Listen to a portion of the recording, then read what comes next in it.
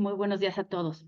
Pues sí, ya entrando en materia y hablando un poco de estos pocos cambios, ¿no? que hubieron para este año, iniciando y enfocándome con el tema de la ley de ingresos, yo les diría que prácticamente no hubo cambios. Sin embargo, quisiera ser muy puntual y destacar ciertas regulaciones que ya existen de años atrás, por ejemplo, beneficios, ¿no? que tenemos y que muchas veces a lo mejor no ponemos atención a ello, ¿no? Cambios relevantes, yo les diría que las tasas de recargo siguen siendo la misma, es el punto 98 mensual. O sea, es el 1,47 realmente lo que tenemos que ir pagando. Recuerden que hay que incrementar esa tasa un 50%, ¿no? En términos del 21 del Código Fiscal de la Federación, ¿no? Otro tema que hubo de cambio es la tasa de retención que hacen los integrantes del sector financiero por los intereses que nos pagan, ¿no? Como pueden ver, esta tasa tuvo un incremento relevante, ¿no? Del punto 15% al punto 50%.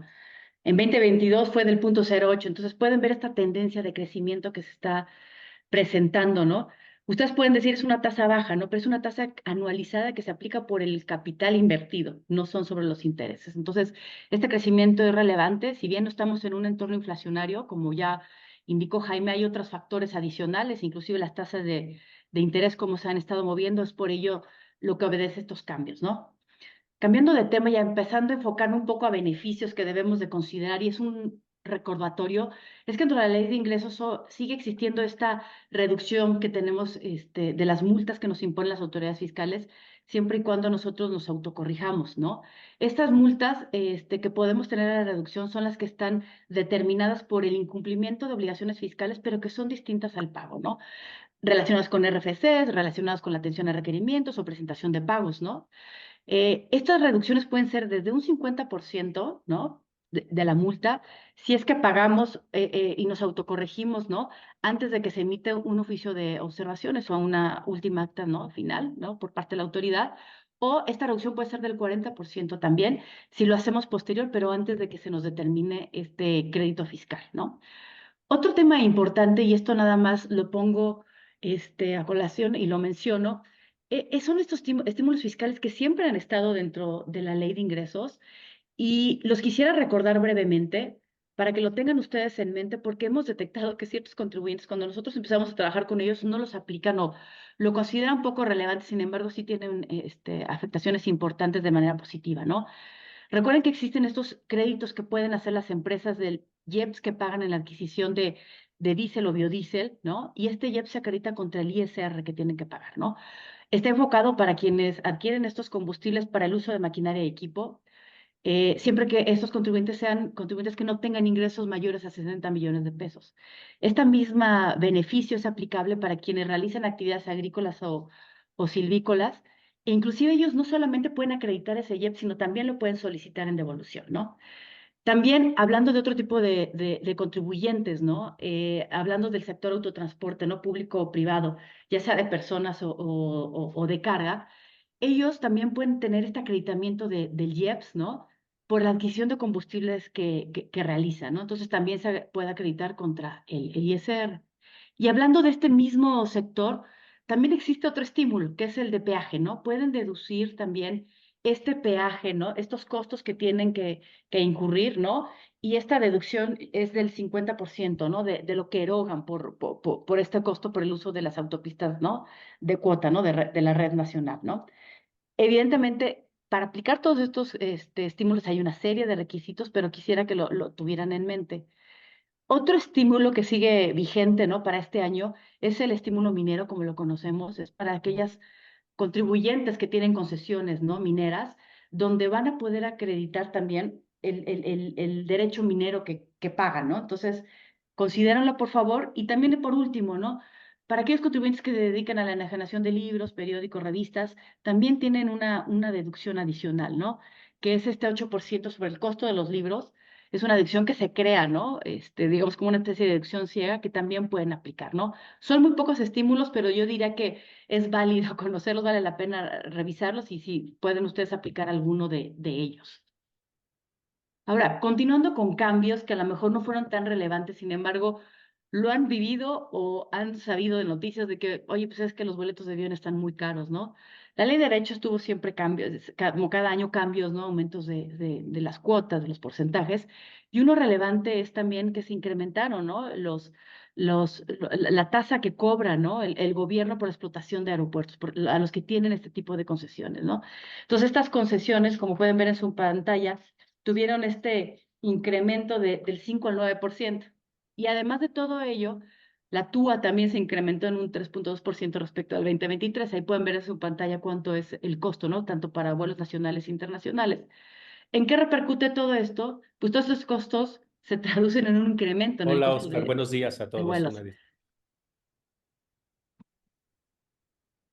Ahora, continuando con estos cambios que pueden ser relevantes, voy a platicarles de los decretos que se publicaron en el 2023 y que tienen repercusiones para 2024 y años posteriores. Todos estos decretos están emitidos con la finalidad de aumentar la inversión en diversas zonas, con el objeto de fomentar el empleo, con el objeto también de, ¿por qué no?, fomentar y ser México un terreno apto, ¿no?, para el nearshoring, que todos sabemos, la relocalización de las empresas para atraer este tipo de inversiones, ¿no? Y iniciando con estos decretos que se publicaron, tenemos el decreto que le llamamos, ¿no?, el del Istmo de Tehuantepec, ¿no? Se publicó el año pasado y en términos generales, evidentemente, como saben, pues es fomentar esta zona, los polos de desarrollo del bienestar, que desde el 2020 la autoridad, este gobierno ha tratado de fomentar esta zona y trae varios beneficios que pueden ser interesantes. Está muy acotado a sectores, está evidentemente muy acotado a quienes se encuentran en esa región, en los PODEBIS, como se llaman, los polos de desarrollo del bienestar, y están enfocados en los sectores que pueden ver en su pantalla. Destaca la industria eléctrica, farmacéutica, médica, automóviles, obviamente combustión, energía eléctrica, ¿no? Entonces, están enfocados a ellos y básicamente consisten en reducciones en el impuesto sobre la renta, en el impuesto al valor agregado, ¿no? Pero para poder acceder a estos tipos de beneficios, es muy estricto, ¿no?, el cumplimiento que tenemos que dar. Y para poderlos aplicar, debemos de tener una constancia, un certificado por parte de la autoridad fiscal, ¿no? Y destaca que obviamente debemos de ubicarnos en la zona, tener nuestro domicilio fiscal en la zona, tener una concesión vigente para explotar en la zona o ser propietario de alguna superficie dentro de la zona. Otros requisitos, evidentemente, es estar al día, ¿no?, en nuestras obligaciones fiscales, y con ello nos van a poder dar un certificado de que estamos en cumplimiento y poder aplicar todos estos beneficios. Sin ahondar de manera profunda, ¿no?, sobre estos beneficios, yo les diría que es un 100% de crédito fiscal contra el ISR que causan esos contribuyentes que pueden aplicar, ¿no? Y este 100% es 3 años a partir de que obtienen este certificado que les comento, ¿no? Y a partir del cuarto al sexto año puede ser una reducción del 50%, ¿no? También tienen la posibilidad de tener una deducción inmediata al 100% de las inversiones en bienes de activo fijo. No son como las deducciones inmediatas que conocemos, que como es traer a valor presente la inversión que yo realizo, se deduce aquí un 100%, ¿no? Entonces, en lugar de llevarme las inversiones, como sabemos, en línea recta, aplicando un porcentaje cada año, nos vamos a llevar un 100%, ¿no? Entonces, eso puede ser interesante y esto se aplica, estos beneficios, tanto a nivel anual como a nivel de pagos provisionales, ¿no? Entonces, evidentemente, no podemos aplicar devoluciones de impuestos sobre estos conceptos. La deducción inmediata también trae ciertos requisitos, no pueden ser un mobiliario y equipo, no pueden ser ciertos automóviles.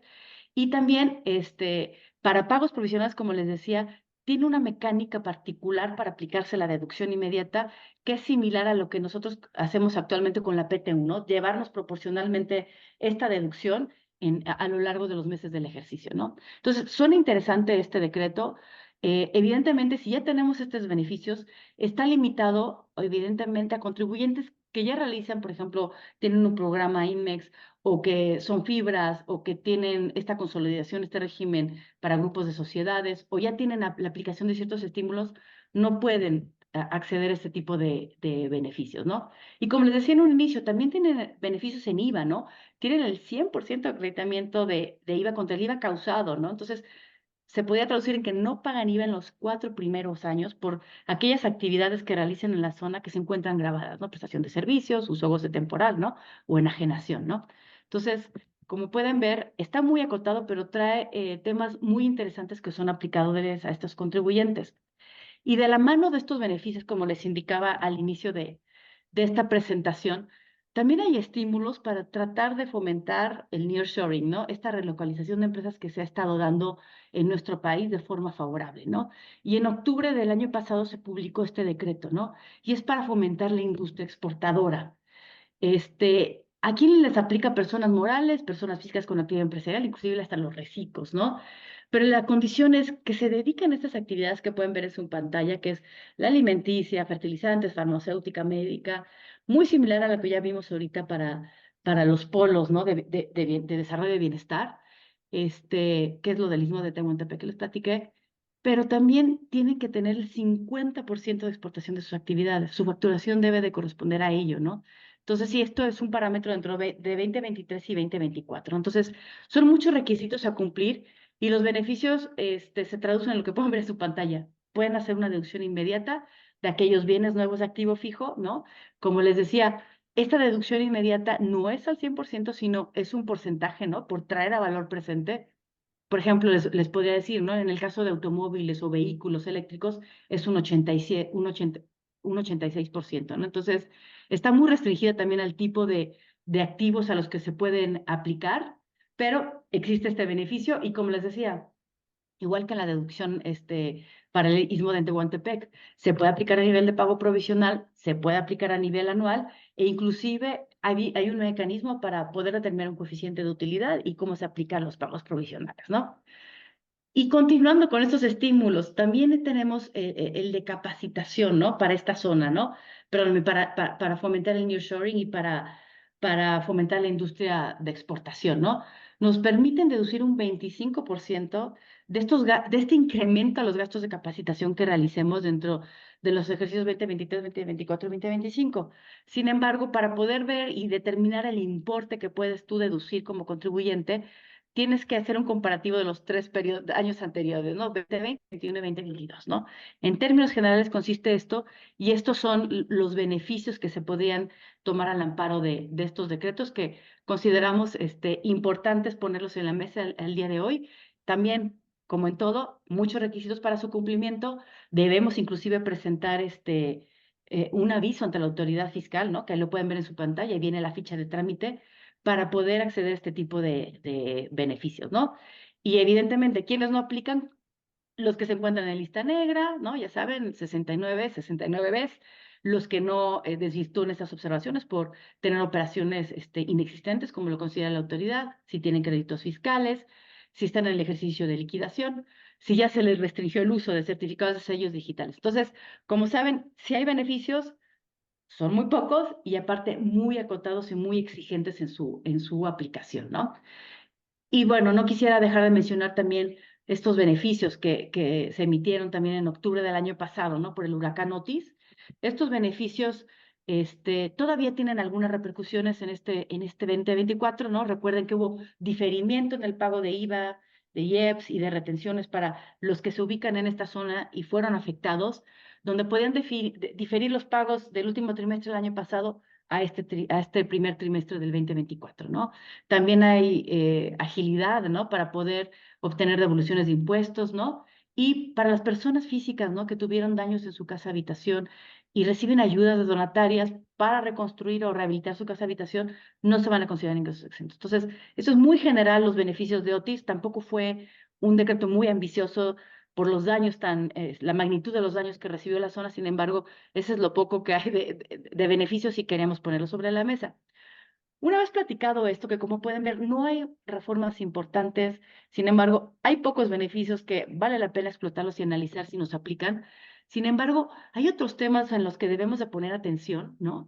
Y es en lo que se va a enfocar la autoridad. Ya que nos comentaba Jaime cuál es el plan de la autoridad, ¿no? A buscar, están orientados, ¿no? A fortalecer, a robustecer los mecanismos, ¿no? Para potencializar la recaudación, para evitar la evasión y la elusión fiscal, ¿no? No hay nuevos impuestos, sin embargo, nos van a seguir apretando las tuercas en este tipo de cuestiones, ¿no? ¿Y qué va a pasar? Pues van a enfocarse a regulaciones que ya existen y las facultades que tienen para revisarlos, ¿no? Y temas, por ejemplo, importantes y que estamos viendo es el cumplimiento de las obligaciones de beneficiario controlador. Empiezan ya a solicitar estas obligaciones, sabemos que es una obligación extensiva, importante que tienen que cumplir, y ya empieza la autoridad a acudir a estas herramientas que tiene, ¿no? Para poder fiscalizar y para poder identificar más y conocer más a los contribuyentes. El tema de la declaración informativa de la situación fiscal es otro aspecto, ¿no? Ya llevamos unos años en donde hay un supuesto adicional para presentar este famoso ISIF, y es cuando yo realizo operaciones con mis partes relacionadas que están obligadas a dictaminarse. Detectamos nosotros en nuestro ejercicio profesional a muchos contribuyentes que no lo presentaron. Entonces ya la autoridad está llegando con multas y está solicitando este tipo de información. Considéralo para esta presentación de declaración del 2023, ¿no? Y otro tema importante, sabemos que las cartas de invitación han sido un dolor de cabeza por diferencias en lo declarado, en la contabilidad y en los FDIs, ¿no? Ya están llegando ahorita las restricciones de los usos de los certificados de sellos digitales si yo no atiendo estas invitaciones. Hace años hubo esto, se reguló este procedimiento, sin embargo, ya ahorita la autoridad ya está tomando también estas herramientas para cancelar sellos, ¿no? Entonces, hemos tenido varios casos en el final del año pasado y principios de este donde la autoridad está haciendo esto, ¿no? Si no atendí la carta de invitación correctamente, incompleta o a destiempo, ¿no? Y el tema de contabilidad electrónica, ya se los hemos platicado también. Todos los amparos, la mayoría se resolvieron, ¿no? Desafortunadamente, muchos de forma negativa.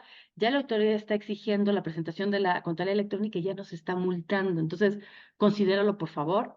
Y por último, acuérdense, la subcontratación laboral que ya cumple este año 3 años, ¿no? Entonces, ya la autoridad está también revisando en temas de devoluciones de IVA, nos están rechazando, están considerando que no se está ante la presencia de servicios especializados o servicios compartidos, están negando acreditamientos de IVA y vamos a ver qué más sigue. Seguramente vamos a empezar también temas de no deducción de las contraprestaciones y todo lo que conlleva, ¿no? Temas, repercusiones laborales y ustedes saben a lo que puede llegar todos estos conceptos, ¿no? Multas y hasta delitos, ¿no? Bueno, defraudación fiscal, ¿no? Entonces, yo les diría que pongan atención a ello y que consideren que este año se cumplen, como les decía, 3 años y la vigencia de los registros REPSE, ¿no? De la certificados que tenemos nosotros como empresas prestadoras de servicios especializados se tienen que renovar, ¿no? Entonces, para esto les vamos a platicar más a detalle en otras sesiones, en otros webinars, pero quiero dejarlo sobre la mesa y consideren este tipo de cuestiones que se van a presentar. Y bueno, y ya saben, el tema del día a día, la materialidad y la razón de negocios, pues eso no va a faltar en este 2024. Eso sería por mi parte que yo quería platicarles el día de hoy como algo que considero relevante, ¿no? Que se tome en cuenta para este 2024. Ahora, no sé, César, si tú nos quieres platicar Gracias. pues, de cambios o qué hay en la resolución miscelánea fiscal. Encantado. Gracias, Viviana. Y buenos días a todos, deseándole lo mejor para este 2024. Y como bien comenta Viviana, a mí me toca platicarles de la resolución miscelánea fiscal. La verdad es que son muy, muy pocos cambios. Algunos son más que nada recordatorios o seguimiento a facilidades que ya teníamos desde el 2023. Digo, aquí un breve resumen. Como ustedes recordarán, la resolución miscelánea tiene vigencia anual. Se publicó a finales del año pasado. Y al día de hoy se han publicado pues la gran mayoría de los anexos, todavía están pendientes algunos, pero digamos de los más importantes ya se publicaron, el de formas oficiales, fichas de trámites, los criterios que ahorita vamos a comentar algunos, las tarifas, etcétera, ¿no? Entonces, digamos, la resolución miscelánea 2024, para efectos prácticos, tiene todos los elementos suficientes para que hagamos caso de las facilidades y algunas regulaciones en procedimientos. Y como les decía, de las facilidades que continúan, de las clásicas, el tema de la reexpedición de los efectos de nómina, esto todavía se puede realizar hasta el 29 de febrero de 2024. Recordando, este año tenemos un día adicional por ser bisiesto. Y también haciendo la aclaración que esta facilidad no subsana la omisión de timbrado de CFDIs de nómina, es para reexpedir, corregir aquellos que sí se hubieran emitido, pero con algún error, ¿no? Y lo puntualizo porque algunos contribuyentes creen que es una facilidad para poder timbrar lo que no timbraron en 2023. No funciona de esa manera. Sin embargo, bueno, si tuvieron la omisión, al final creo que es recomendable de que de todos modos expidan esos CFDIs 2023 aunque ya estemos fuera de tiempo, teniendo el cuidado de que la fecha de pago corresponda a 2023 para que los concentrados que te arroja la página del SAT sí consideren esos CFDIs de nómina y todos los elementos que están dentro de ellos. En tema de este CFDI de retenciones e información de pagos, tenemos hasta este mes de enero para poder expedir ese tipo de CFDIs con toda la información acumulada de las operaciones realizadas en 2023. Entonces, si en aquel entonces no se emitieron CFDIs, por ejemplo, de pago de dividendos, pagos a residentes en el extranjero, todavía estamos en tiempo para cumplir con dicha obligación en este mes, que nos quedan pues escasos días, ¿no? Continuando con esas facilidades, también tenemos la de la cancelación de CFDIs, recordando que ya tenemos algunos años con esta reforma en donde si quisiéramos cancelar y reexpedir CFDIs de ingreso, la limitante que nos establece el código es hacerlo dentro del mismo ejercicio fiscal. Esta facilidad nos permite hacerlo hasta la fecha de la presentación de la declaración anual. En este caso, CFDI 2023, podemos hacerlo hasta marzo de este año para personas morales y para personas físicas hasta abril. Entonces, continúa esa facilidad. Y respecto al complemento carta aporte, tenemos una nueva regla que prácticamente está considerando un servicio de logística o de entrega de bienes, que digamos se da muy recurrentemente, que es cuando se devuelven las mercancías. Entonces, aquellas empresas transportistas o el propio contribuyente, cuando vaya a la recolección de estos bienes que son devueltos por el cliente por cualquier situación, defectos o simplemente ya no quiere el producto, también es necesario expedir ya sea ese pedido de ingreso o de traslado con el complemento carta aporte. Asimismo, y adelantándome un poco a lo que mi Perdón. socio Rodrigo García va a comentar, en cuanto al complemento carta aporte, recordar ya a partir de este año se tiene que expedir con todos los elementos y de manera correcta. Sin embargo, tenemos una versión nueva, que es la 2.0, la cual va a entrar en vigor o su aplicación va a ser obligatoria el 31 de marzo de 2024. Pero esta parte, Rodrigo más adelante lo va a comentar con más lujo de detalle. César, yo En nada más cuan- quiero precisar en el Sí, tema claro, adelante. de los FDIs de cancelación, recordar que a pesar de que está la regla, pues también tenemos el pronunciamiento de la Suprema Corte que es inconstitucional esta limitación, entonces no nos sintamos del todo, digamos, oprimidos o limitados con esta facilidad cuando hay un pronunciamiento. Adelante, César. Gracias, Julia. Sí, y es un muy buen comentario porque evidentemente si alguno de los que nos están escuchando tiene alguna situación de negocio que le impida cumplir con estos parámetros de cancelación, creo que lo que comenta Julia puede ser un argumento muy importante para posteriormente un litigio en donde quieran defenderse de haber hecho una cancelación en fecha posterior, ¿no? Totalmente, sobre todo que varios venían arrastrando ese problema, esa preocupación, ya en posiciones de multas y otras cosas, entonces que sepan que había hay un muy buen camino de defensa. Gracias, César. Correcto. Sí, que también recordando la multa es del 5 al 10% del CFDI cancelado, entonces dependiendo de la situación, pues puede ser un importe significativo, ¿no? Eh, en cuanto a avisos de compensación, señalar esta regla 239 se eliminó. También recordar que existe una facilidad que se mantiene para que no se presente el aviso de compensación cuando tanto el saldo a favor como la cantidad a cargo contra la cual se compensa ambos se hubieran manifestado en el sistema electrónico de declaraciones y pagos, lo cual pues ya al día de hoy es de lo más común y que por consiguiente pues no hay necesidad de presentar el aviso de compensación. Entonces, la eliminación de la regla, digamos, hace sentido por esa parte y también recordar que los saldos a favor hasta el 31 de diciembre de 2018 todavía eran susceptibles de la compensación universal que se eliminó en 2019 y lo que nos están estableciendo es que esa se puede ejercer hasta el 17 de enero de 2024. Eh, Prácticamente están sacando un plazo de 5 años para estos efectos. Entonces, digamos que la regla simplemente nos quiere transmitir que ya el día de hoy prácticamente esos saldos de 2018 pues ya se habrán utilizado y por consiguiente ya no son susceptibles de la compensación universal. Y la siguiente regla, la 246, se mantiene, pero tiene una característica, digamos, especial porque se le están agregando dos supuestos. Esta regla hasta el 2023 establecía que los patrones podían hacer la inscripción de los trabajadores ante el RFC, lo cual pues, era una facilidad para hacer ese tipo de inscripciones masivas. Pero esta regla sufre modificaciones y se incorpora también la obligación de presentar un aviso de reanudación y suspensión de actividades por los trabajadores, lo cual pues ha llamado la atención de muchos contribuyentes, por ahí ya nos han estado consultando al respecto. Y solamente hacer la aclaración, en el caso de reanudación de actividades, pues digo, sí aplicaría este aviso. Sin embargo, hoy en día pues, la gran mayoría de los trabajadores ya tienen un RFC porque tienen una cuenta bancaria, porque cumplieron la mayoría de edad, etcétera. Entonces, es muy común que ya estén en actividades. Entonces, puede ser relativamente inoperante esa reanudación de actividades por parte del patrón. Y en el caso de la suspensión, que podría ser el que nos llamaría más la atención, cuando se termine la relación laboral con los trabajadores, presentar este aviso de suspensión, hacer la aclaración que solamente aplicará cuando haya sido ese patrón quien inscribió a ese trabajador en el RFC. Así está redactado, entonces la suspensión no aplicaría cuando el patrón no fue quien inscribió en el RFC a este trabajador, por lo cual pues también se torna un poco inoperante. Habrá que esperar a ver si posteriormente la autoridad hace alguna aclaración al respecto, porque para eso sí ocioso este tipo de obligaciones. Pero bueno, ahí están como parte las novedades.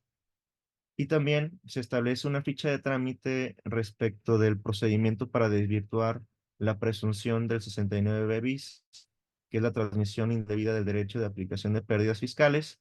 Simplemente se está arreglando cómo hay que proporcionar la información para poder hacer desvirtuar esta situación, ¿no? Ya lo comentaba Viviana en cuanto a la tasa de retención de los intereses por parte del sistema financiero, que se incrementó la tasa.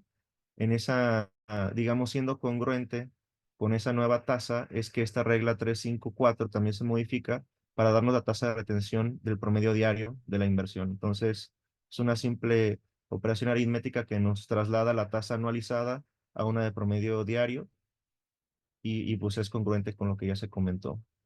Se elimina la regla 3.13.14 respecto de los requisitos para volver a tributar en el reciclo personas morales, lo cual pues nos daría a entender que esta facilidad pues ya no es aplicable y ya no se puede regresar a este régimen. En cuanto a transitorios, el primero de ellos ya tiene cierto tiempo que se va difiriendo esta sanción para aquellas personas, aquellos contribuyentes que no hayan habilitado o no hubieran actualizado sus datos de contacto en el buzón tributario y se sigue pateando el bote, si me lo permiten, hasta 2025.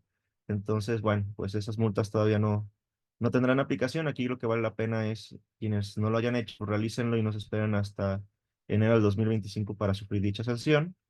Y retomando el tema de los reciclos para personas morales, se establece a través de transitorios que aquellos que dejen de tributar en ese régimen tienen que presentar un aviso de actualización ante el RFC a más tardar este mes de enero, así como aquellos que cumplen los requisitos para estar en dicho régimen tienen que hacer lo propio con un aviso que también tiene su vencimiento en este mes.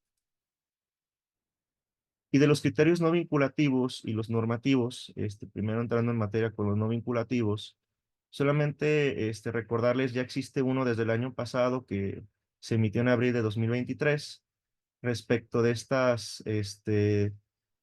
ideas, estrategias, implementación de pago de planes de pensiones a los trabajadores, en donde se interpretaba que era un monto exento, pero esos planes no cumplían todos los requisitos para que técnicamente fueran planes del retiro. El SAT emitió este criterio para determinar que pues no es permisible esa situación y simplemente pues para tener presente que ese tipo de estrategias pues no son bien vistas y obviamente tienen sus riesgos. Y en esta resolución miscelánea 2024 se emite un nuevo criterio, el 43 diagonal ICR, respecto de cantidades entregadas a trabajadores, socios o accionistas por concepto de incentivos laborales, bonos, comisiones, compensaciones, en donde también se parte de la interpretación de que son conceptos exentos y evidentemente el SAT está estableciendo que no lo son y que por consiguiente son una práctica indebida, ¿no?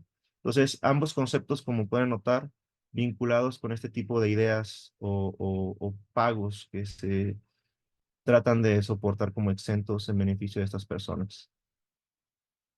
En cuanto a criterios normativos, que son los del anexo 7 de la resolución miscelánea, es señalar que el novedoso es vinculado con servicios digitales, En cuanto a aquellos servicios de intermediación, es prácticamente en donde se vinculan tanto al oferente como al perceptor de un servicio, y lo que establece este criterio es que sería aplicable ese servicio de intermediación inclusive cuando la plataforma digital solamente se usa como un vehículo y la propia plataforma no tiene nada que ver ni en la oferta del producto, ni en el cobro del mismo, del servicio, para señalar que la plataforma tiene todas las obligaciones del servicio de intermediación. Bastante cuestionable, puesto que señalan y puntualizan que es obligación de la plataforma la retención de los impuestos. Sin embargo, pues la plataforma no es, en estos casos, como digamos, un marketplace abierto en donde la plataforma solo pone el medio, pero no interactúa en el cobro de servicios o de bienes. Pues cómo va a realizar la retención de los impuestos si la plataforma no está involucrada en esa parte del flujo de efectivo. Entonces, cuestionable, pero bueno, ahí está la interpretación de la autoridad fiscal, de que también en esos casos estamos en el supuesto de servicios de intermediación. Con esto prácticamente yo concluyo las novedades y facilidades que continúan en la resolución miscelánea, y le cedería la palabra tanto a Rodrigo Covarrubias como a Julia para el tema de asistencia técnica. Gracias. Muchas gracias, César. Muy buenos días a todos. Muchas gracias por acompañarnos. Pues aquí el tema que ya ha sonado mucho, ¿no? Muchos hemos escuchado sobre este tema y es realmente muy relevante. Sabemos que afecta a una parte importantísima de las empresas en México, como vamos a ir viendo, ¿no? Como a manera de introducción, solamente también comentarles que vamos a llevar a cabo un webinar específico de este tema. Creemos que definitivamente lo amerita. La intención ahorita es meramente dar una breve introducción al tema, algunos comentarios iniciales que tenemos sobre la situación, y pues esperamos contar con su presencia cuando se lleve a cabo el webinar específico. Entrando en materia, pues primero recordemos un poquito cómo está el contexto y los antecedentes de esta situación, ¿no? Tenemos que la asistencia técnica se incluye dentro del artículo 167 de la ley del ISR como un ingreso de fuente de riqueza mexicana cuando la misma sea aprovechada en México o pagada por un residente en México. Y esto nos lleva básicamente a una tasa de retención del 25%. La ley del ISR no establece una definición del término asistencia técnica, sino que más bien nos remitimos al Código Fiscal y pues se define básicamente como servicios personales independientes por los que el prestador se obliga a proporcionar conocimientos no patentables que no impliquen la transmisión de información confidencial relativa a experiencias industriales, comerciales o científicas, y obligándose con el prestatario a intervenir en la aplicación de dichos conocimientos, ¿no? Entonces sí es una definición muy específica. Los elementos básicos son: uno, que sea un servicio personal independiente; dos, que se proporcionen conocimientos no patentables; y tres, que haya una participación o haya una obligación para participar en la aplicación de esos conocimientos, ¿no? Entonces justamente es tradicionalmente en la naturaleza un servicio que involucra, al involucrar esa parte de la transmisión de conocimientos, no es que sea un know-how, pero está como en esa parte de área gris, ¿no? Entre lo que puede ser a lo mejor más inclinándose hacia una regalía o hacia un servicio puro, pero sí prevalece, al tener la obligación de participar en la implementación de los conocimientos, prevalece la naturaleza más de un servicio, ¿no? Y en el ámbito internacional, ¿qué es lo que tenemos, no? Cuando se hace el pago de una asistencia técnica a un residente en el extranjero, pues como ya lo decíamos, en principio pues hay una obligación de retener. Entonces, en la medida en que resulte aplicable algún tratado, porque le estamos pagando a un residente de un país con tratado en vigor, pues es importante ver qué es lo que nos dicen los tratados y cuál es la estructura, ¿no? Recordemos que los tratados están estructurados de tal forma que nos otorgan los derechos o establecen los supuestos en los cuales se pueden otorgar los derechos para que un país grave ciertos tipos de ingresos o no grave ciertos tipos de ingresos, ¿no? En el caso específico de la asistencia técnica, pues tenemos que no está definida ni mencionada de manera expresa en la mayoría de los tratados. Hay algunos tratados en los que sí, pero en el convenio modelo y en esos países que se apegan mucho con el convenio modelo, no suele estar definida de manera clara en un artículo específico del tratado, ¿no? Cuando, por regla general, cuando no hay una definición de un término en el propio tratado, el artículo 4 de la mayoría de los tratados nos dice que nos debemos remitir a la legislación local para la definición de los términos, pero sí nos dice que específicamente eso es a menos de que de su contexto se infiera o interprete algo diferente, ¿no? A lo que prevé o busca prever el tratado, ¿no? Entonces, en el caso específico de la asistencia técnica, sí hay una primera situación en la que tenemos que voltear a ver a la definición de la ley, a la legislación mexicana, pero también tenemos otras fuentes para interpretar lo que debe de ser la asistencia técnica y cómo se le debe de tratar. Y los comentarios de la OCDE, los cuales pues ya se ha confirmado en diversas ocasiones, incluyendo nuestras cortes, son una fuente de interpretación válida para la interpretación de los tratados. Los comentarios de la OCDE sí hablan acerca de la diferencia entre servicios, know-how y regalías, ¿no? De un lado tenemos a lo mejor una regalía donde pues, simplemente se está otorgando el uso o goce de un bien intangible, un know-how donde se están proporcionando experiencias relativas a, conocimientos relativos a experiencias industriales, comerciales o científicas. Regularmente deben de ser patentables y por eso se considera que está más bien del lado de una regalía. Y servicios puros, ¿no? Los comentarios sí nos dicen que la asistencia técnica pura no se deben considerar como un know-how, sino que más bien deben de ser servicios y tratados como servicios.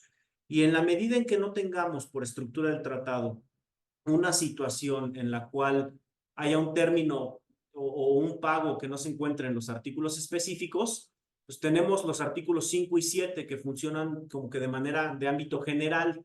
Entonces, en la medida en que una empresa tenga un ingreso que no se encuentre definido o catalogado en los artículos específicos de los tipos de ingresos, y se trate de sus actividades ordinarias o generación de ingresos para esa empresa, pues, y por último no constituya un establecimiento permanente, pues entonces se puede tratar como beneficios empresariales. ¿Eso qué significa?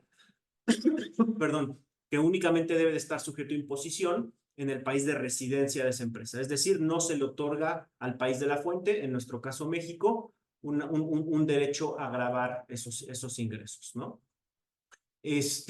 Incluso con esta discusión acerca de la definición del término de asistencia técnica, beneficios empresariales, pues tenemos la regla 2133, que al día de hoy sigue vigente, que nos establece que el término beneficios empresariales previsto en los tratados no necesariamente tiene que ser definido por la ley del impuesto sobre la renta. Recordemos que la ley del impuesto sobre la renta en el título quinto tiene una definición de actividades empresariales y nos dice que son las definidas por el código, exceptuando los propios ingresos previstos dentro de ese mismo título quinto, que son más de naturaleza pasiva. Entonces, la regla miscelánea lo que nos dice, y congruente con un poco la interpretación histórica, es que no tenemos que remitirnos a la definición del título quinto de la ley del ISR, sino nos quedamos con la amplia del Código Fiscal, ¿no? Y también hay un criterio normativo que está muy alineado con esto, y claramente, perdón, la autoridad fiscal nos está diciendo que se respeta la aplicación de esta regla como definición de actividades empresariales, ¿no? Incluso ha habido diversas tesis que nos hablan específicamente del tema y han concluido, no nada más en materia de impuesto sobre la renta, sino también en otras como de IVA. Ahora, ¿qué es lo que sucedió el año pasado? Pues vinculado con tesis emitidas en el 2019-2022, que Julia también nos va a platicar un poquito acerca del antecedente judicial sobre el tema, se emitió una tesis que pues ya es jurisprudencia, en la cual básicamente lo que se está tomando como elementos principales para la definición es que una asistencia técnica no puede calificar como un beneficio empresarial. Los elementos más importantes para ello pues es que no hay una definición del término beneficios empresariales en el tratado, nos tenemos que remitir a la ley mexicana y sí nos aplica el artículo 175, que anteriormente era el 210 de la ley del ISR, que exceptúa a los tipos de ingresos previstos en el propio título quinto, donde se incluye la asistencia técnica. Y el otro elemento importante es que dicen que se trata, por definición del propio código, que la asistencia técnica es un servicio personal independiente y por lo tanto no lo puede llevar a cabo una empresa, ¿no? Y por lo tanto nos lleva a que, conforme al artículo de otros ingresos del convenio entre México y Holanda, que es el caso particular que se resolvió, pues entonces sí tiene derecho a gravar los ingresos México. ¿Qué es lo que consideramos que básicamente le faltó o le pudo haber faltado como de análisis en la parte de sustancia a lo que llegaron a determinar para esta tesis? Pues primero, ya como nos va a platicar Julia, pues hay todo un historial de tesis sobre el tema, ha sido un tema muy controversial. Entonces, pues creemos que faltó un poquito tomar en cuenta las decisiones que ya se habían tomado en otras ocasiones, ¿no?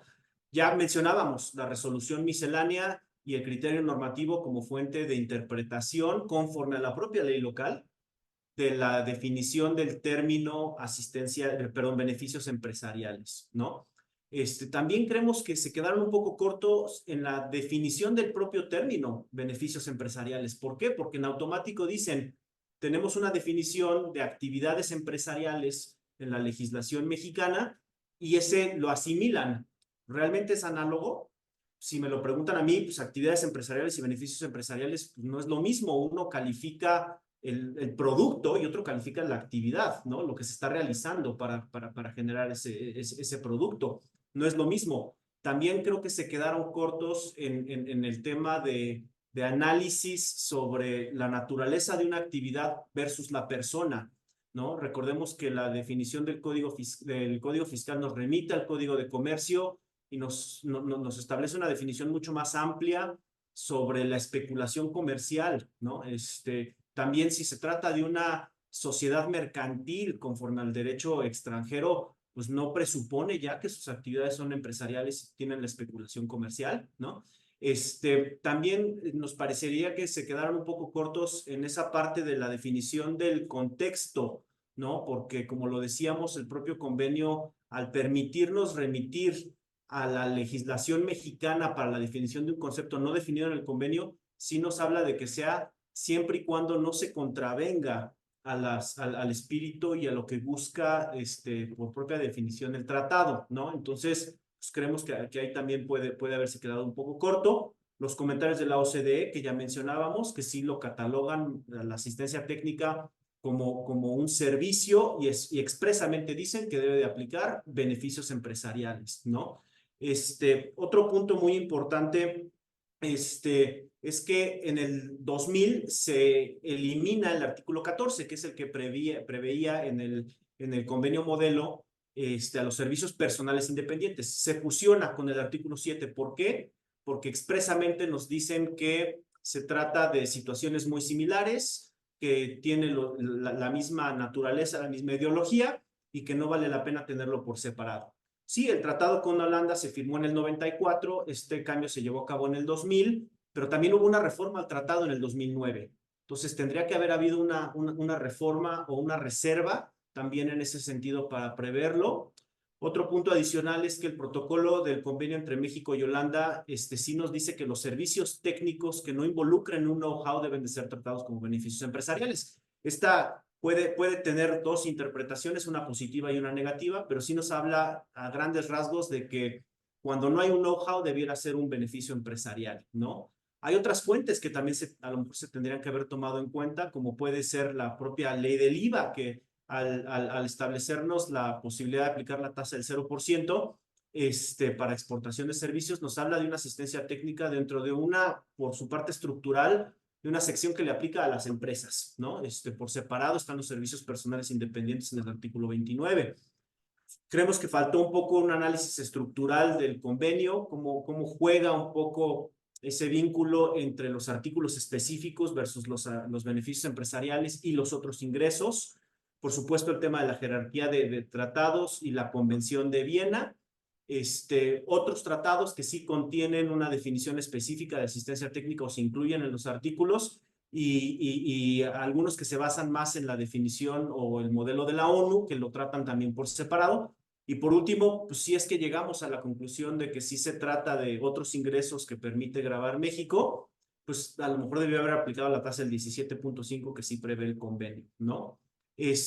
Muy rápido, nada más para comentar ¿a qué nos lleva esta situación? Pues eso, hay un riesgo muy alto de que, pues al ser jurisprudencia, ya en cierto nivel de nuestro sistema, pues primero el SAT lo tome como postura, segundo, que en esa instancia pues haya pocas posibilidades de ganarlo. Ahorita Julia nos va a platicar un poquito de eso y nos lleve a un tema de responsabilidad solidaria con el impuesto no retenido, de deducibilidad del gasto y de no acreditamiento del IVA. Otro punto muy importante es que por el análisis que llevan a cabo, pues nos pareciera que no solo aplica asistencia técnica, pudiera aplicar a otros tipos de actividades o pagos que realizan las sociedades mexicanas y no solo con el tratado con Holanda, puede ser también a otros países.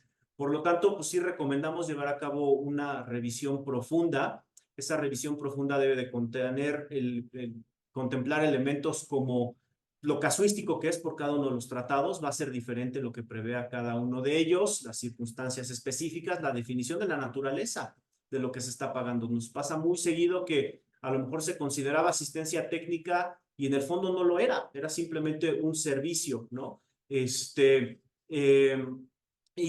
por supuesto que todos los demás efectos colaterales, como pueden ser es acreditable o no en el país de residencia, son partes relacionadas o no, tenemos una obligación de piramidar el gasto para absorber de cierta forma el impuesto retenido. Y recordemos también que con el acreditamiento de los impuestos hay países que limitan el acreditamiento al monto que se debió haber retenido también contemplando tratados. Entonces, si no se está respetando una tasa de retención más baja conforme a algún tratado, puede no ser acreditable en el país de residencia del extranjero, ¿no? Y eso nos lleva justamente a un tema de afectación que puede tener también ese residente en el extranjero y si no pudiera ahí haber una posibilidad para una evaluación de una controversia más pues internacional bilateral conforme a los propios convenios, ¿no? Creo que con eso, pues a lo mejor Julia, si nos platicas un poquito acerca de ese antecedente judicial, ¿no? Tal vez, Rodrigo, si se puede, antes de que Julia nos dé el ángulo de la jurisprudencia, nada más compartir con nuestros clientes dos puntos. El primero, que ciertamente este tema tiene varios ángulos de análisis y por lo mismo vamos a desarrollar un webinar específico para entrar a esos detalles. Y el segundo, regresando al preámbulo que yo di, ¿no? Hoy ya tenemos en experiencia de la firma un caso objetado por el SAT utilizando estos elementos que ya mencionó Rodrigo y que Julia ahora nos va a platicar en la jurisprudencia. Y nos parece que se puede llegar a convertir en una herramienta de recaudación parecido al rechazo que está teniendo con todos los temas de la subcontratación laboral, con todo lo que estamos sufriendo en el IVA, y advertirles que sí debemos ponerle mucha atención, porque si bien es un tema muy ya de muchos años, está tomando una fuerza tal, ¿sí? Que sin importar si somos una empresa multinacional en donde este tipo de pagos los hacemos a una parte relacionada y esta está en Estados Unidos o está en un país de baja imposición fiscal o simplemente estamos hablando de un pago a un tercero que puede ser un proveedor. O sea, tomemos en cuenta dos grandes repercusiones. La primera, una no deducibilidad del gasto y la segunda, una responsabilidad solidaria con una retención no efectuada. Y el no acreditamiento del IVA, ¿no, Jaime? También. Y el IVA no acreditable como consecuencia de una importación de servicios que si bien tenía un tratamiento virtual, se puede convertir ahora en un tema de flujo desfavorable para la empresa. Entonces, imaginen el apetito que puede estar teniendo la autoridad fiscal para contravenir y rechazar este tipo de partidas. Entonces, yo lo pondría como un punto muy, muy relevante para manejar con un carácter preventivo durante el 2024, ¿no? Entonces, no sé, Rodrigo, eso era de lo que mencionaba, solamente reiterarle a nuestros a nuestros clientes y amigos que lo estamos observando como algo de preocupación, ¿no? Sí, totalmente de acuerdo, Jaime, gracias.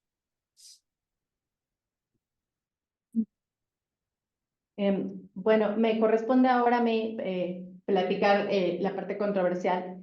Y primeramente, pues muchas gracias por conectarse nuevamente y asimismo aprovechar para agradecer todos estos años que nos han ido acompañando en todos los webinars que hemos impartido y este año estamos a punto de cumplir 4 años de todos estos webinars en los que he tenido oportunidad de participar en varios de ellos. Entonces, muchas gracias por su interés.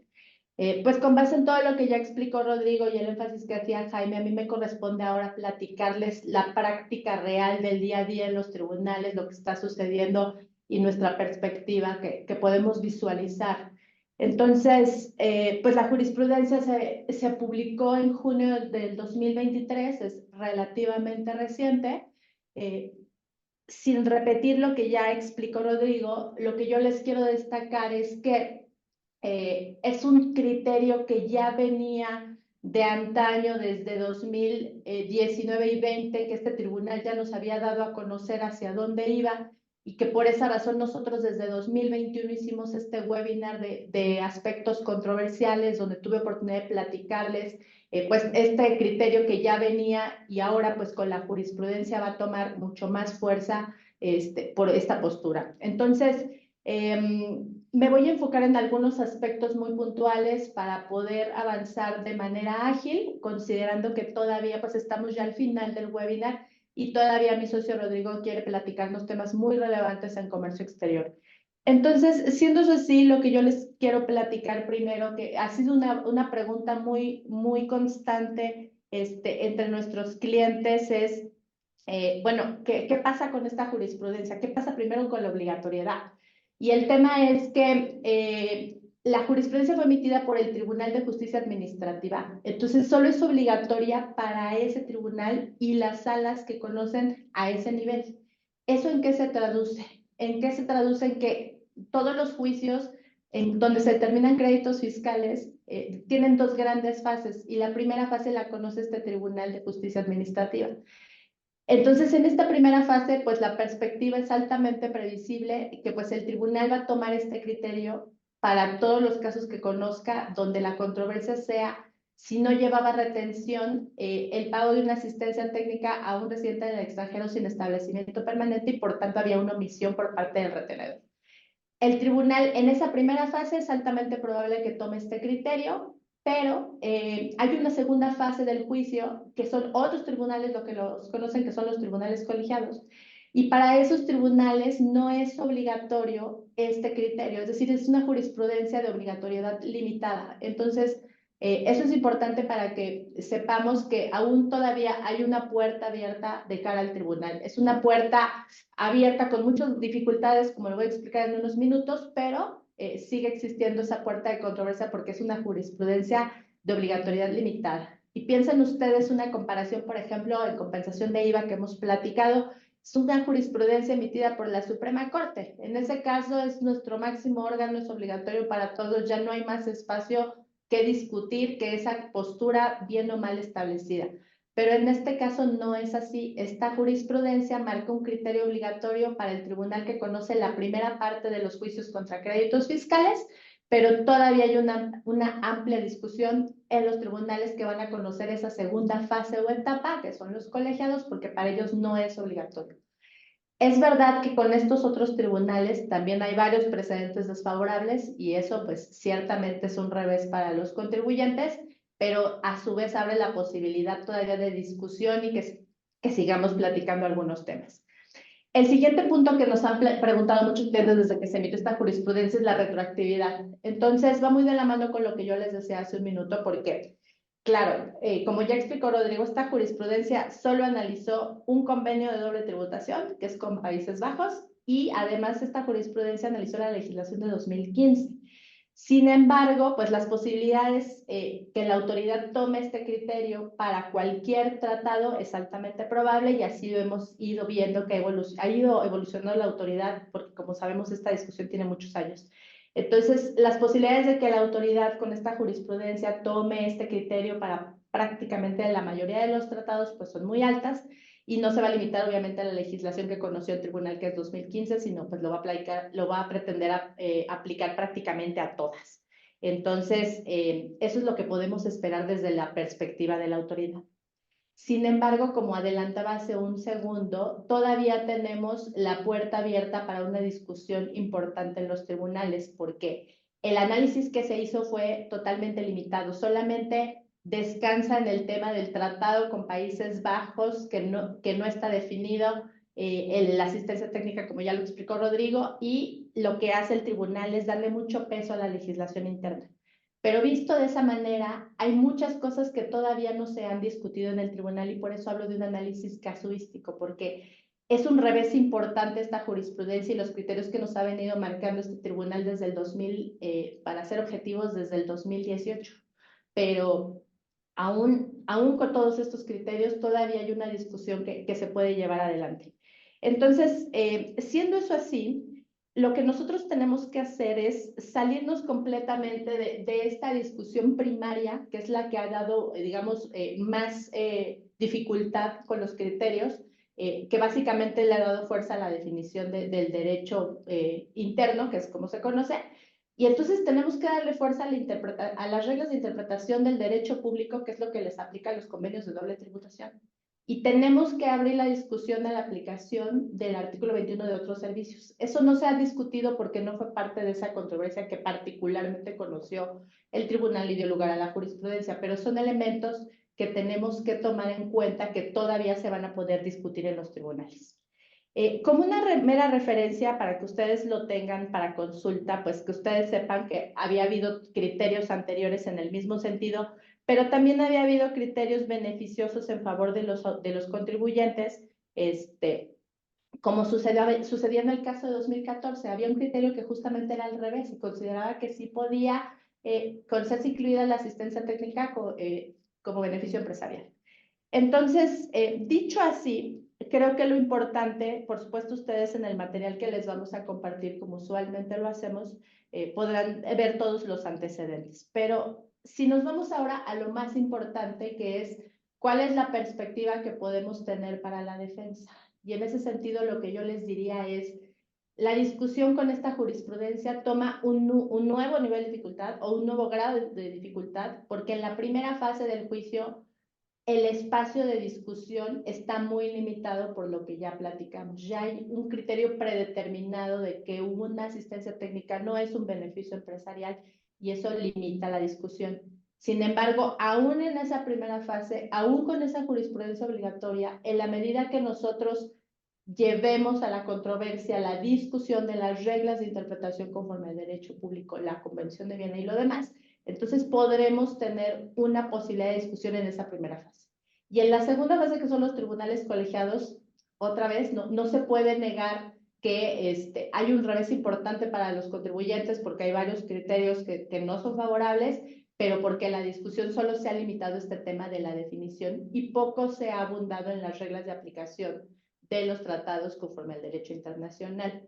Eso combinado con el hecho de qué pasaría con la posibilidad de aplicar el artículo 21 del convenio de doble tributación, que son otros ingresos, que por lo menos nos daría una tasa de retención menor que si aplicáramos la tasa de retención del 25% de nuestra ley interna. Ahora, dicho así, entonces, la otra cosa que yo les quiero compartir es cuál es la perspectiva de hacia dónde debemos de caminar. En estos más de 20 años que llevo litigando en los tribunales contra créditos fiscales del SAT, 12 años como líder de la práctica de controversia en SCAT, lo que yo les puedo decir es que la autoridad ha perfeccionado mucho la técnica tanto de la forma de fiscalización como los planteamientos que hace, como los argumentos que utiliza. Y entonces lo que tenemos que hacer es, los contribuyentes tienen que también evolucionar y afinar la implementación de sus actos jurídicos.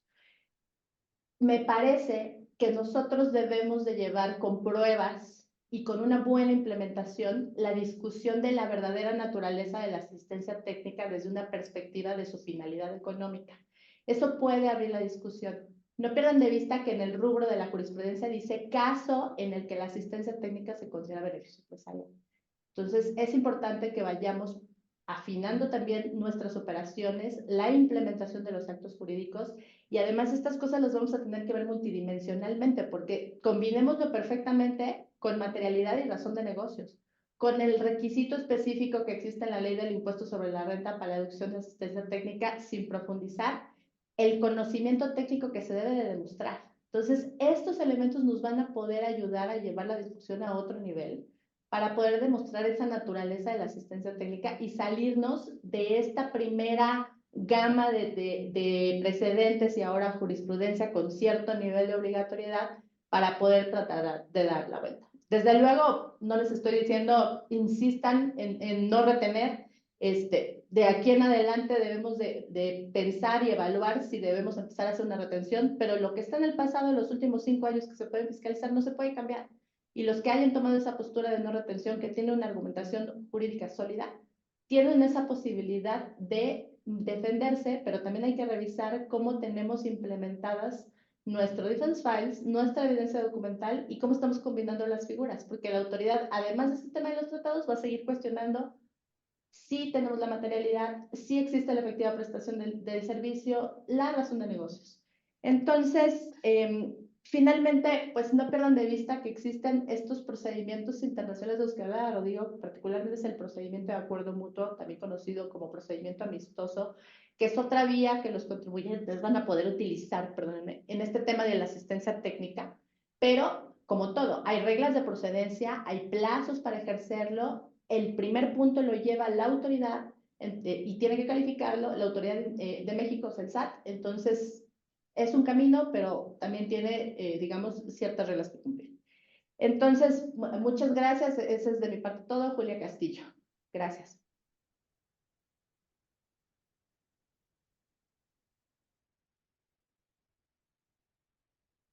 Me parece que deberíamos de pasar ahora al siguiente tema que corresponde a Rodrigo García. Adelante, Rodrigo. Sí, gracias, Julia.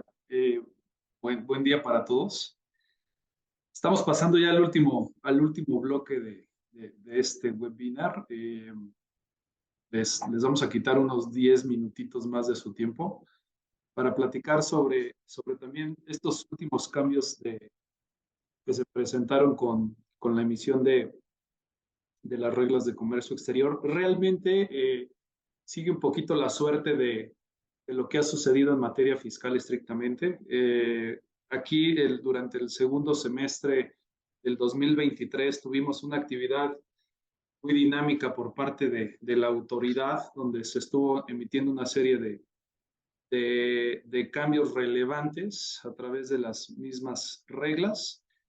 Y no obstante, me parece que sí hay 3, 4 puntitos que sí vale la pena que se lleven en mente para que puedan identificar qué es lo que viene para 2024 en materia de comercio exterior, ¿no? En términos generales, lo que nosotros queremos compartirles son, primero, esto que apuntaba Jaime al inicio de la presentación sobre cuál es el entorno del proceso de fiscalización y cómo cada vez la autoridad está afinando más sus técnicas de fiscalización y en función de eso está pues, incrementándose los procesos cada vez del número de revisiones por parte de la autoridad, pero lo más preocupante es ya la profundidad con la que están llegando a identificar ciertas cuestiones que en años anteriores no lo veíamos, ¿no? Entonces, quisiera compartirles y aterrizar exactamente cómo estamos cerrando 2020 en esta parte de los resultados por parte de la autoridad. Posteriormente, vamos a revisar rápidamente los cambios que desde nuestro punto de vista consideramos que son los que se deben de llevar ustedes respecto de los cambios, ¿no? Para nosotros creo que conceptualizando qué es lo que viene en comercio exterior para 2024, en términos generales les podríamos compartir lo primero, 4 puntitos. El primero es que tenemos y estamos ante un escenario de un marco regulatorio muy complejo, ¿no? De cada vez las cuestiones operativas es demasiada información. Creo que todo lo hemos vivido con este involucramiento ya en temas tecnológicos de la manera de cumplimiento. La autoridad al momento de implementar todos estos procesos lo ha vuelto muy complejo operativamente, ¿no? Entonces eso nos exige justamente que tengamos mayor conocimiento, que tengamos también cierto tiempo dedicado al tema de cuestiones muy operativas, lo cual por el volumen de información, todo lo que se publica, la manera en cómo constantemente están haciendo las correcciones internamente, se nos vuelve un mundo de información y eso, por supuesto, representa un reto importante para nosotros. Entonces, estamos ante un marco regulatorio muy complejo. No se ve en el corto plazo que esto vaya a mejorar, sino al contrario, sigue creciendo porque no termina de implementarse estos medios tecnológicos. Dos, les diría que vemos un enfoque muy fiscalizador, pero con un concepto, con una visión meramente recaudatoria. Lo pongo así porque en años anteriores veíamos ciertos procesos de revisión de la autoridad enfocados también a temas de seguridad, por ejemplo, temas de protección más al consumidor, y hoy en día eso está pasando a segundo término. Hoy en día es meramente recaudatorio en todos los aspectos. 2024 va a venir mucho más agresivo. Y bueno, la cereza del pastel de todo esto y parte de los resultados ha sido que en materia de comercio exterior sí ya fuimos piloto de pruebas con esta implementación de la inteligencia artificial. Y bueno, pues por eso es que quería presentarles estos resultados para que ustedes puedan identificar simplemente en un año de aplicación en materia de comercio exterior la parte de inteligencia artificial, cuáles han sido los resultados para la autoridad, ¿no? Si se dan cuenta, hubo un incremento del 12% en la recaudación de ingresos de comercio exterior. Esto, ese 12.3% prácticamente de incremento, el 1.5% corresponde específicamente a comercio exterior. Comercio exterior participó en ese incremento. Entonces, pues, por supuesto que el resultado es altamente positivo para la autoridad y esto pues viene para 2024 con mucho más conocimiento, con mucho más ampliación en los campos donde se va a implementar esto, ¿no? Ahora, otro tema, pues la ley de ingresos de la federación prevé para el próximo año un incremento del 14% en la recaudación. Entonces, si este año tuvimos un incremento del 12.3 y se prevé un 14, pues es evidente que los actos de fiscalización van a seguir continuando, van a seguir siendo mucho más finos, ¿no? Tan es así que en materia de comercio exterior se incrementaron el 47% ya en revisiones profundas.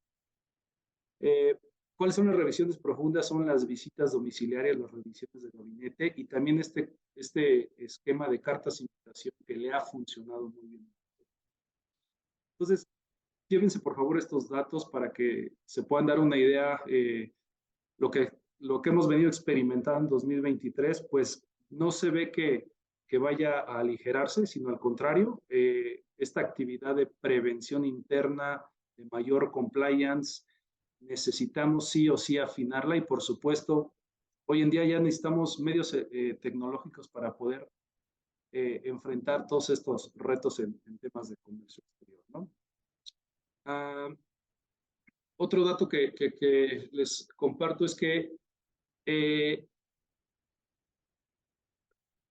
comprobaciones de contribuciones federales, revisiones de comercio exterior. Este punto es un acto novedoso que empezamos a identificar ya en 2023, donde en ciertas revisiones relacionadas con la adquisición de mercancías, la autoridad está siendo ya muy profunda y está revisando no solamente los conceptos de contribuciones en materia de comercio exterior, sino que a través de las mismas transacciones aduaneras se está yendo más a profundidad y está haciendo las validaciones relacionadas con el impuesto sobre la renta, ¿no?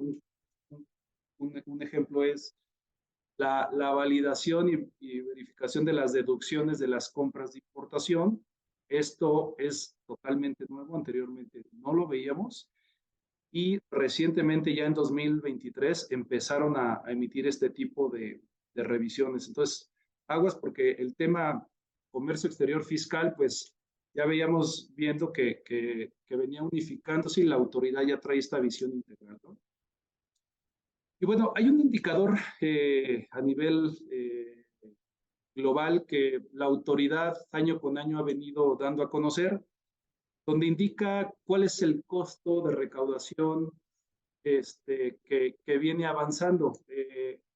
El que publicó para el 2023, la autoridad dice que de cada 100 pesos que le cuesta el recaudar, que le costó recaudar en el ejercicio 2023, la autoridad hoy en día invierte 64 centavos de peso, ¿no? Entonces, esto producto también del resultado de la aplicación de la inteligencia artificial, que cada vez está pues siendo mucho más precisa y seguramente empezaremos a ver otros conceptos nuevos con el paso de esta mejora en la implementación de este método, ¿no?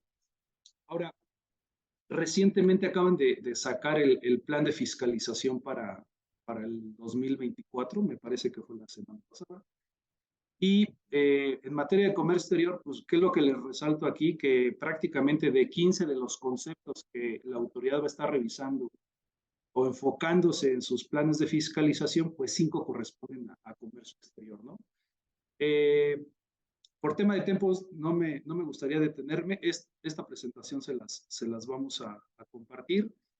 Pero bueno, temas de IMEX, temas relacionados con aplicación de preferencias arancelarias, aplicaciones de IVA, tasa cero, importaciones de productos a tasa cero, subvaluación de mercancías, van a ser los puntos de especial atención.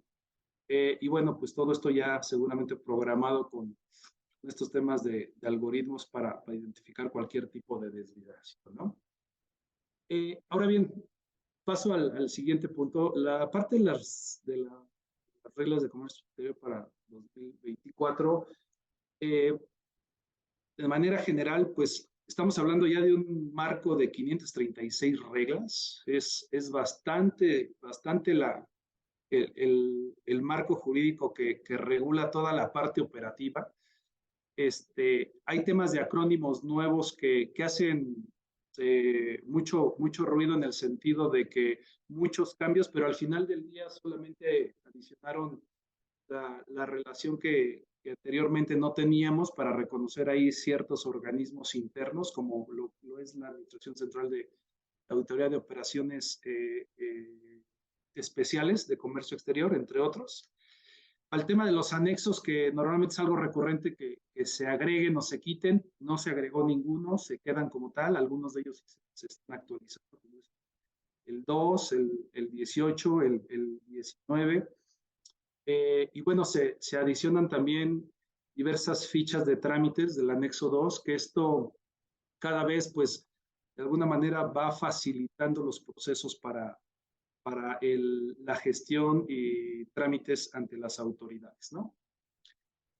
Entrando ya en materia así concreta de los cambios relevantes, el primero que nos llama la atención son 3 puntos relacionados con la suspensión del padrón de importadores, ¿no? Saben, este tema es sumamente sensible y bueno, la autoridad incrementa el número de causales de suspensión del padrón de importadores.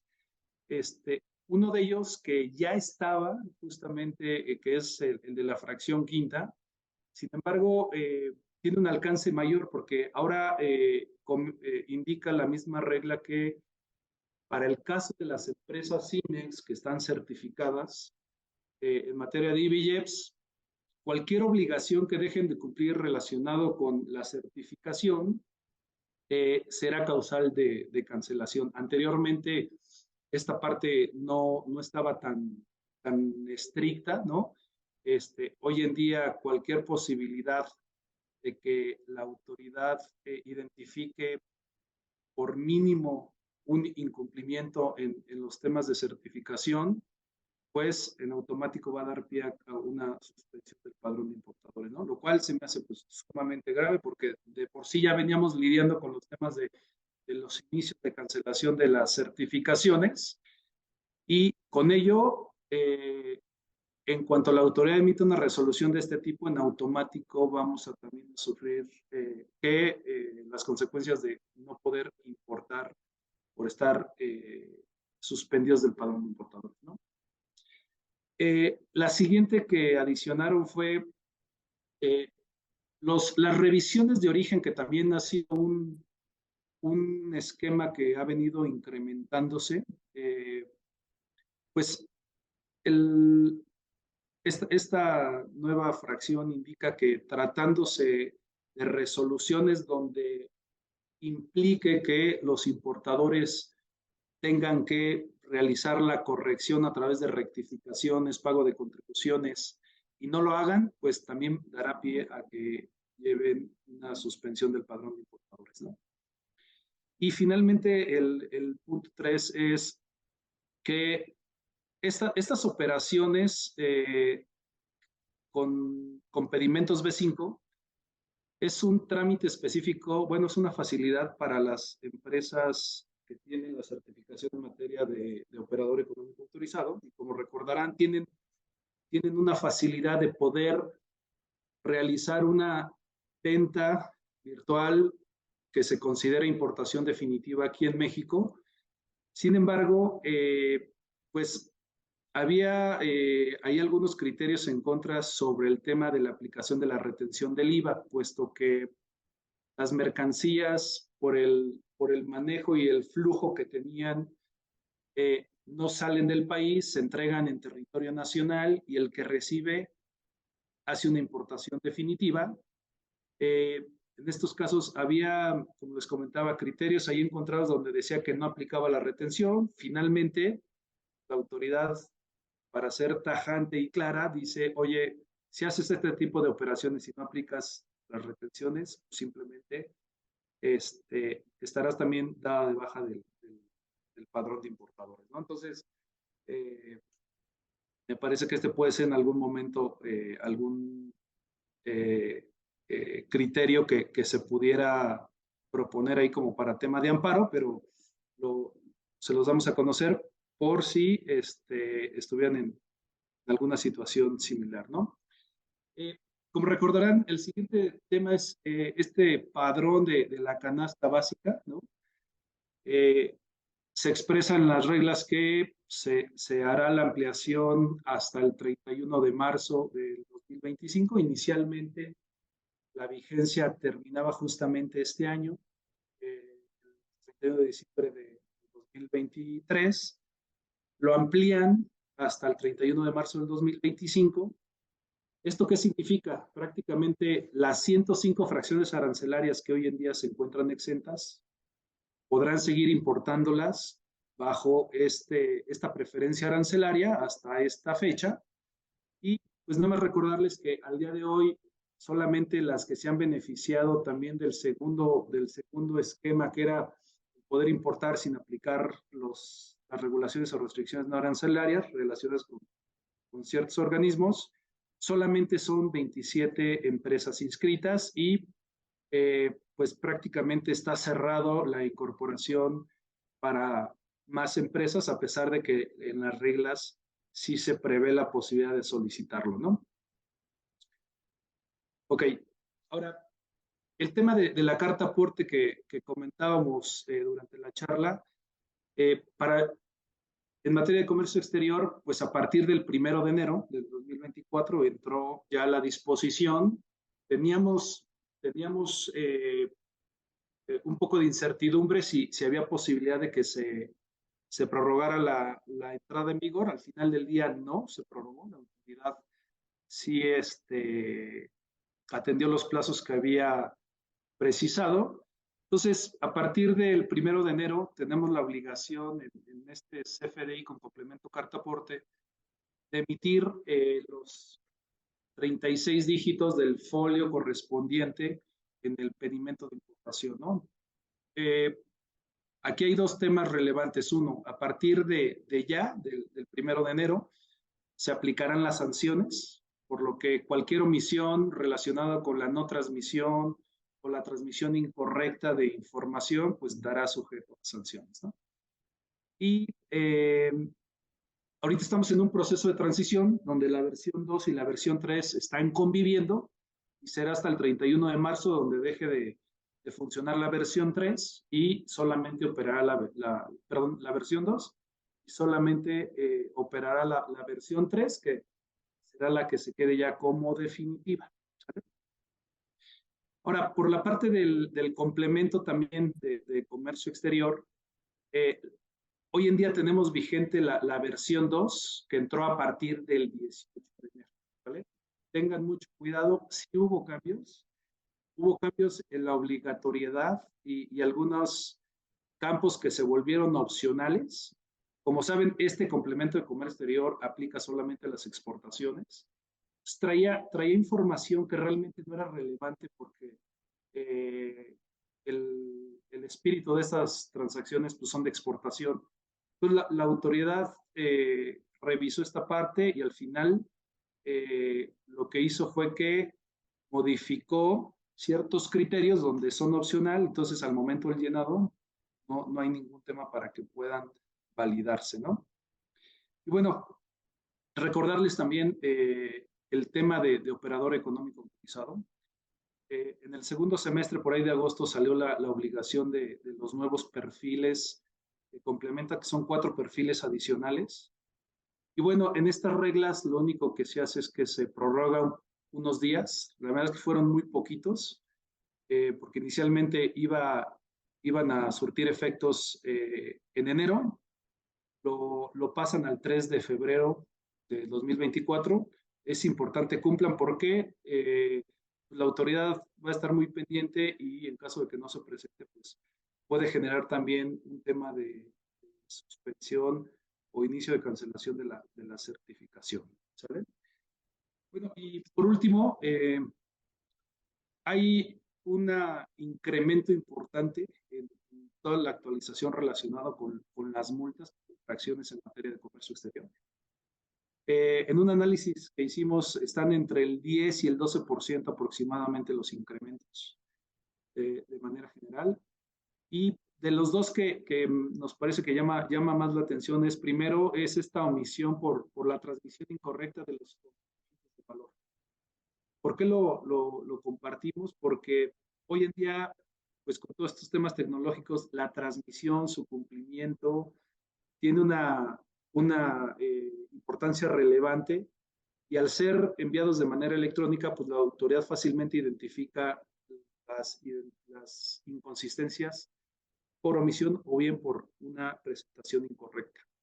¿Cuál es lo grave? Que pues hoy en día por cada documento la autoridad pudiera fincarnos una multa que va ya actualizada de los 29,420 y puede llegar hasta los 49,050 pesos, ¿no? Entonces, tengamos mucho cuidado porque los incrementos hoy en día están siendo muy agresivos en cuanto a el establecimiento de los montos de las multas, ¿no? Y bueno, otro de esta parte que también nos llama la atención es la presentación extemporánea. Se incrementa de 4,790 a 7,190, ¿no? Anteriormente, pues este tipo de presentaciones extemporáneas, inclusive la autoridad ni siquiera los tipificaba como una multa, o bien en la práctica ni siquiera las áreas de auditoría te fincaban esta multa, ¿no? Hoy en día ya lo están haciendo y pues al final cualquier tipo de requerimiento que se presente de manera extemporánea, pues va a tener esta afectación en el pago de las multas, ¿no? Términos generales de las reglas de comercio exterior, los más importantes creo que son los que les acabo de compartir. Seguramente por ahí habrá algunos temas relacionados con transportes o algunas cuestiones ya muy técnicas que también se publicaron y yo creo que eso, gran parte de los nuevos cambios van a van a poder ustedes identificarlos al momento de sus operaciones y principalmente con sus proveedores de servicios aduaneros, que son temas ya muy, muy operativos, ¿no? Entonces, les comparto esto y bueno, pues aquí ponernos a sus órdenes y por la parte de comercio exterior serían las novedades. Muchas gracias, Rodrigo. No sé si quisieran, les agradecemos que sigan con nosotros ahorita y si quieren dedicar unos 5 minutitos para atender preguntas y respuestas. Ahora sí que abusando de su tiempo, sabemos que nos estamos excediendo. No sé, Julia, ¿tú quisieras iniciar con algunas preguntas relevantes que nos plantean? Claro. Perdón, un segundo. Perdón, por la falla tecnológica. Sí, Viviana, claro. Veo dos preguntas con las que quisiera iniciar. Una es que me pregunta Ariana Martínez, muchas gracias Ariana por conectarte la pregunta. Pregunta Ariana que si se recomienda el juicio de amparo en el tema de la cancelación. O sea, varias cosas a considerar, Ariana y público participante, porque esta declaratoria que desde luego es favorable, tenemos un tema de procedencia, primer acto de aplicación o por la sola entrada en vigor, obviamente por la sola entrada en vigor ya pasó el plazo, y del primer acto de aplicación habría que ver si estamos en ese supuesto de primer acto de aplicación, y si no estuviéramos, ahí tenemos una dificultad de procedencia importante. Sin embargo, conforme a las reglas de jurisprudencia de la ley de amparo vigente y las últimas reformas que hubo en el 2021, este criterio que ya emitió la Suprema Corte es un precedente obligatorio, ¿no? Aunque no tengamos adicionales, es un único precedente, es un precedente obligatorio para todos los tribunales y eso podría ser favorable si la conclusión es que el juicio no procediera. Desde luego, lo ideal sería poder promover el juicio, porque como tú sabes, Ariana, pues ahí abarcaríamos todo, ¿no? Ya no te vuelven a molestar. En cambio, de otra manera es al revés, ¿no? Si la autoridad te impone una multa, si te dice que incumpliste, si determina en un acto de fiscalización una posible sanción, entonces hay que demostrar su ilegalidad porque está la declaratoria de inconstitucionalidad. Y en otra pregunta, Antonio Uribe nos pregunta nuestra opinión del reciente amparo respecto del tema del informe del auditor para informar los supuestos de algún delito.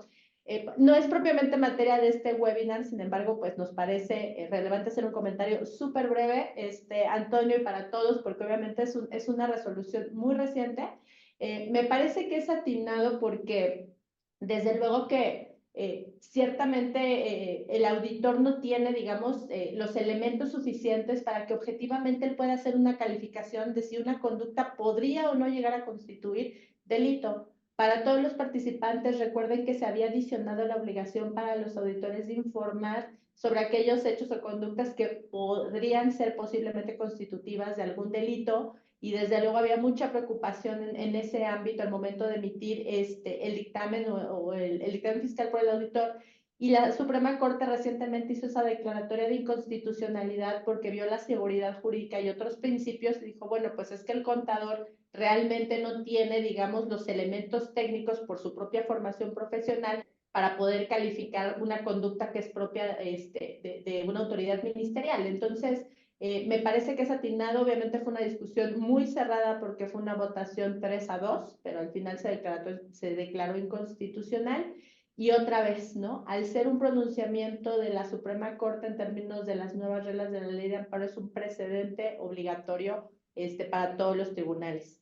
No sé si alguien quiera contestar alguna otra de las preguntas que tenemos aquí. Sí, si quieres brevemente, Julia, veo que ya nuestros socios expositores ya han estado respondiendo, pueden ver en el chat de preguntas y respuestas. No es tema de la plática igual, el tema de reciclo. Recuerden que el RIF, ¿no? El régimen de incorporación fiscal, ya vivió 10 años, ya terminó.